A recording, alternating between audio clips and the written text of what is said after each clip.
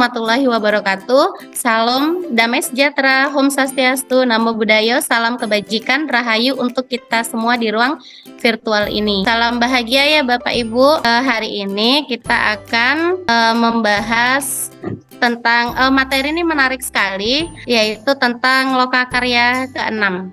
Materinya tentang berkelanjutan pengembangan diri dan sekolah. Selamat datang untuk Bapak Ibu calon guru penggerak. Perkenalkan, saya Anita Ekawati dari Kabupaten Lahat, Provinsi Sumatera Selatan.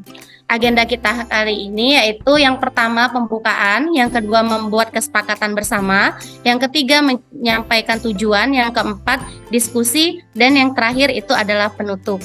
Baiklah, untuk mempersingkat waktu, kita sama-sama membaca basmalah. Bismillahirrohmanirrohim. Berikutnya kita sepakatin dulu ya, wajib mengaktifkan kamera. Kalau nggak ada yang ingin disampaikan, mikrofonnya boleh ditutup. Nanti kalau ada yang mau disampaikan, mohon untuk mengangkat tangan.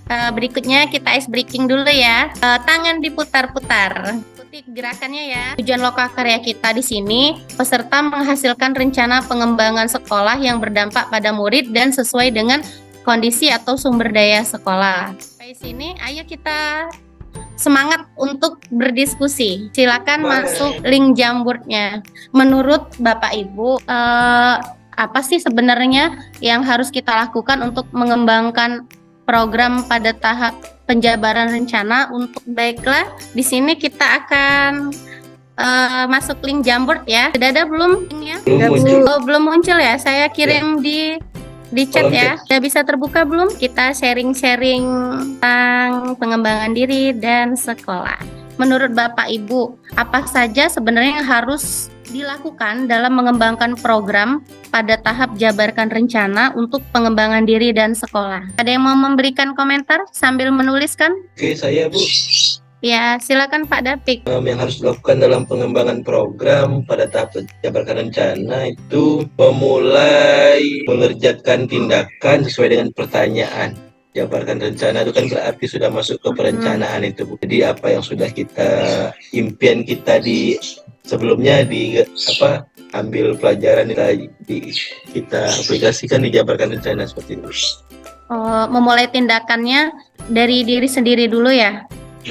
Yang terdekat dalam jangka waktu yang pendek. Yang lain, Ibu Heni, Pak Indra. Bentar Bu, masih nulis Bu di Jamboard Bu. Oke. Yang perlu diperhatikan lebih dulu itu adalah tujuan dari sekolah kita itu atau visi-visi dari sekolah kita itu ini arahnya maunya kemana. Nah, dari sana baru kita dapat turunkan program apa yang dapat kita lakukan untuk mewujudkan visi. Oke, dari sini saya sudah bisa menangkap intinya kita itu harus memulai dengan diri sendiri dan pengennya atur eksekusi ya. Masih banyak yang terbengkalai atau belum termanfaatkan kayak gitu. Pada saat atur eksekusi itu sudah mengacu ke yang definisi Bu. Jadi lebih dikecilkan lagi. Yang saya tangkap dalam atur eksekusi itu lebih mengarah kepada siapa yang bertanggung jawab, siapa saja yang terlibat, atau mungkin kemungkinan kita akan kerjasama dengan siapa saja yang bisa mendukung program kita Bu. Jadi akan lebih detail lagi di sana, terus agenda program, terus sasaran capaian dalam waktu yang pendek seperti itu. Itu saja Bu. Mungkin ada teman-teman ini tambahkan. Saya udah kirim di Jamboard Bu. Oh iya, kita bisa tampilin ya. Ibu Heni berpendapat ingin menentukan langkah awal apa yang akan kita lakukan. Menurut Bapak Ibu, langkah awalnya itu seperti apa ya? Langkah awalnya itu mungkin gini Bu, kita kan mau mengembangin lagi nih program yang sudah kita buat. Bagaimana caranya supaya program kita tadi menjadi lebih bagus lagi. Misalnya kita sudah tahu nih dari hasil yang kemarin ternyata kurang baik. Jadi mungkin di sini kita bisa mencoba mencari apa sih yang harus kita lakuin lagi, langkah awal apa yang bisa kita lakuin lagi untuk mengembangkan program yang sudah ada kita buat kemarin, jadi supaya bisa berkelanjutan untuk kedepannya. Gitu Bu, kalau menurut saya Bu. Iya, terima kasih. Bagus sekali sih jawaban Bapak Ibu semuanya. Di sini mengembangkan program pada tahap jabarkan rencana ditulis di kolom Jamboard juga ya. Kalau ada yang kendalanya dengan sinyal. Kolom chat nggak apa-apa kali Bu ya? Iya, nggak sinyalnya apa-apa. nggak bagus ini. Mau difokuskan pada aset fisik atau non fisik? Bu Mimi juga bilang aset fisik. Aset fisiknya seperti apa, Bu? Menurut saya juga yang lebih efisien itu Ibu Anita adalah aset fisik. Rata-rata ya di sekolah kami itu kan letaknya juga sekolahnya itu bukan di tempat yang gang yang sempit Ibu, tetapi memiliki aset berupa lahan di belakang sekolah yang bisa dimanfaatkan aset sekolah. Nah, seperti ini dicontoh di sekolah saya, itu di belakang kelas kami itu masih terdapat lahan Bu yang bisa dimanfaatkan. Nah, untuk tingkatan anak SD Bu yang lebih efisien kalau saya itu menanam ubi rambat. Nah, dari situ bisa menjadi aset sekolah dan juga bisa mendidik anak-anak itu bagaimana sih mandiri seperti itu.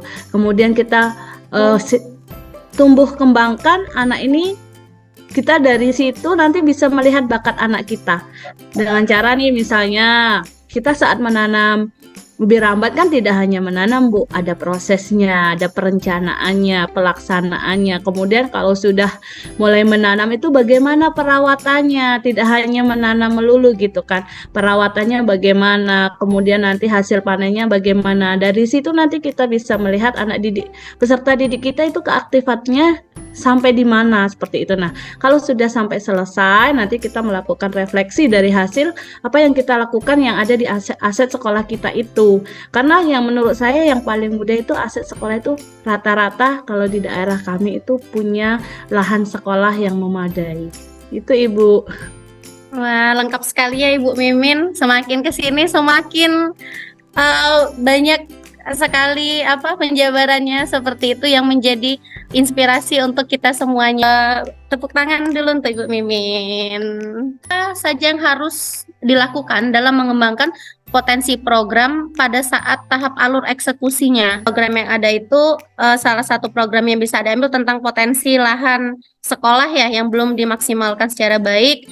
Nanti kita bisa atur eksekusinya seperti apa. Bagaimana perasaan Bapak Ibu kalau sudah melakukan membuat program itu bisa berjalan dengan baik? Bisa tulis di Jamboard ya yang sudah dibagiin tadi. Saya nyampein langsung boleh Bu? Boleh Bu. Terima kasih Ibu Anita.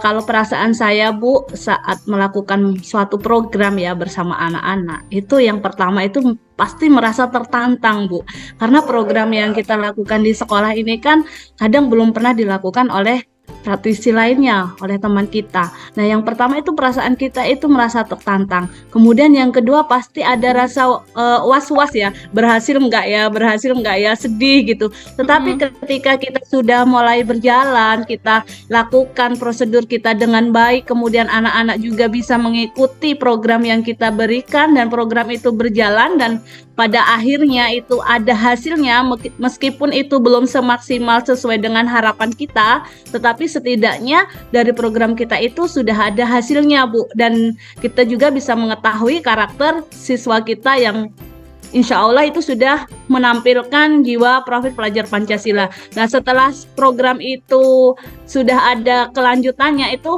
sedikit banyaknya kita merasa bahagia gitu ya. Bangga, bukan bangga karena diri kita sendiri, tetapi kita bangga melihat tumbuh kembangnya anak-anak peserta didik kita. Seperti itu Ibu. Terima kasih banyak Ibu Mimin. Menarik sekali ya bahasan kita kali ini. Jadi refleksi kita hari ini kira-kira apa ya? Pak David, bagaimana refleksi kita hari ini? Yang lain boleh ditulis di kolom Jamboard ya. Jadi refleksi kita hari ini setelah mendengar berbagai pandangan dari teman-teman sekalian ya, dalam pengembangan aset sekolah itu berpengaruh nggak atau berdampak nggak dengan siswa kita, kemudian memang benar-benar dibutuhkan siswa nggak program kita itu, seperti itu.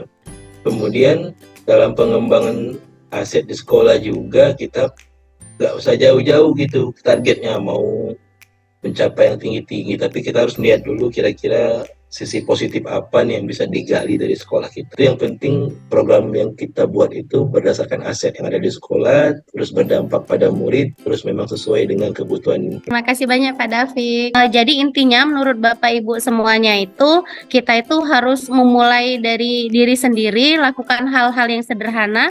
Untuk penutup kali ini saya akan mencoba pantun. Kata melompat, melihat kera. Kerbau melongo, masuk ke goa. Mohon maaf bila salah bicara. Kututup presentasi dengan hamdalah. Terima kasih Bapak Ibu. Alhamdulillah. Sama-sama Ibu. Oke. Terima Ya, kasih Bu Stop terima ya. kasih Bapak Ibu semuanya. Dadah Ibu. Iya, terima kasih.